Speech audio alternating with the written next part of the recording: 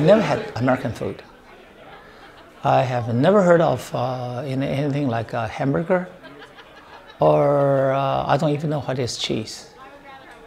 I only know the word cheese are the best food for mouse, for cat. So I said to myself, somehow I'd like to have a try of a hamburger with cheese.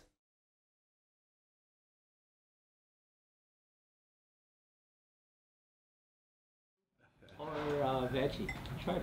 No, this is beef. No, try it. 对，这个给他翻译，让他讲。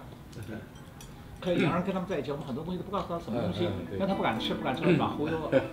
今天早上吃的那个鳝鱼，我也不跟他讲，我跟他讲干嘛？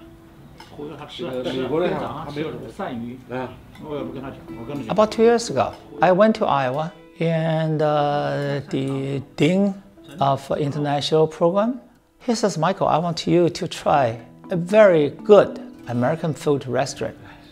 Hamburger Inn. I said, oh, okay, Hamburger Inn. Okay, I take hamburger. He said, no. It's a Hamburger Inn. Michael Lee bought an iconic Iowa diner and intends to spread its food across China.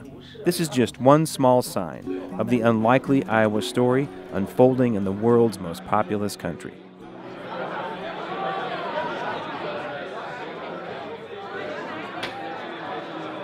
Welcome to the governor's.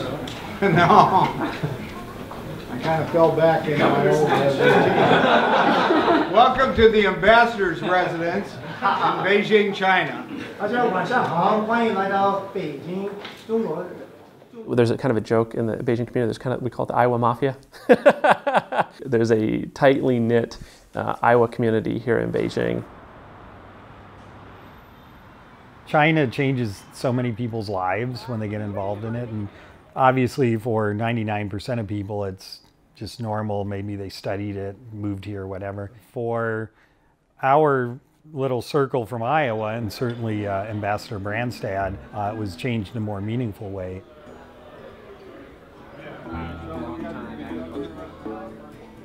And then we're going to be down in Chengdu. Look at him, you know, spending his whole life in Iowa, and here he is in his 70s, sitting now in Beijing.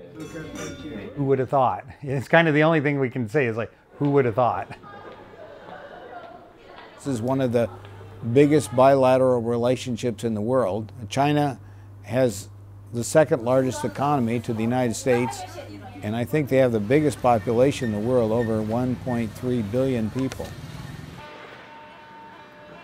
As governor, you don't have to deal with foreign policy, but as ambassador to China, at this time, is one of the most important things you have to deal with. The people in China tell me, now the legend begins. The sister state relationship between Iowa and China's Hebei province led Chinese President Xi Jinping to make his first visit to America in 1985, to Iowa farms and factories, and to be welcomed as a guest into volunteers' homes.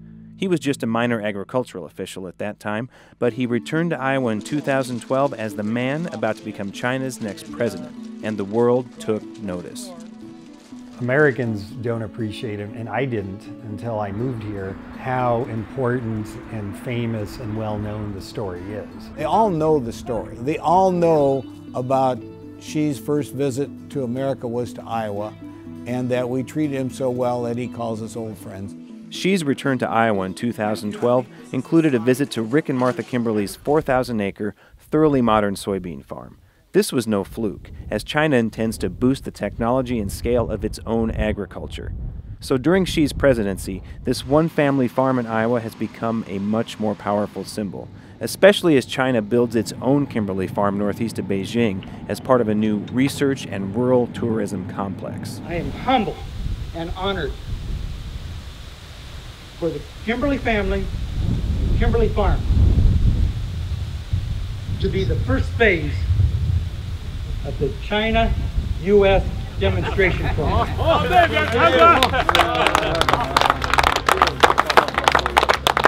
When President Xi came to my home, he mentioned that he wanted to use the Kimberly Farm as a model for modern agriculture for China. Started out as an Iowa Hebei, it's now really United States and China working together in terms of agriculture, and it's going to be more than just a farm. It's going to be research and other things to help improve agriculture.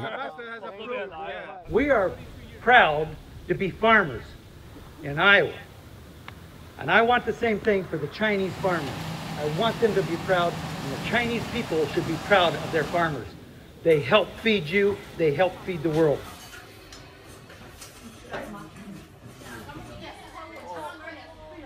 You know, when people don't have food to eat, they get pretty ornery. It's really the most important thing we do. I think the times when there's not been food security is really a dangerous time. I've always felt that the U.S.-China relationship based on producing food is probably the most important bilateral relationship in the world, really. While selling American food, authentic, beautiful American food. So this is something I want to show the whole world. I sat in the front window. There was an idea crossed my mind. I said, the food is good. I want to sell this in China. The U.S. business community wants to have a constructive relation with China. The impression is that it's kind of out of whack. The deficit is too large. Things have been kind of a bit more one way. The U.S. business community is looking for more of a reciprocal relationship, a fair, level playing field. I want to do everything I can to try to improve our relationships, improve the trade opportunities, and address some of the challenges. We've had some really frank and open discussions, not only with President Xi, but also with many of the other leaders here. We want to be the most powerful country on earth. We are now. Is that going to change? That's going to be a tension that's always going to be there. I think it's a healthy tension, and I think it's the right time to have that engagement. I think the ambassador is the right person to lead that effort. I mean, imagine if you had an ambassador who was not a constructive engager in that role. Imagine how much more complex it would be. Ambassador Branstad in Beijing has begun the toughest job of his long political career. President Xi begins what will be at least another 5 years of rule and is widely acknowledged to be China's most powerful leader since Chairman Mao. Does the next generation of global politics take on more of an American or Chinese tone? And what role, if any, does this old friendship have in shaping events? There are two great friends. President Xi Jinping and Terry Branstad have been close friends for 30 years. We can learn from them. If they can build, their friendship and make two countries closer together, we can do the same thing.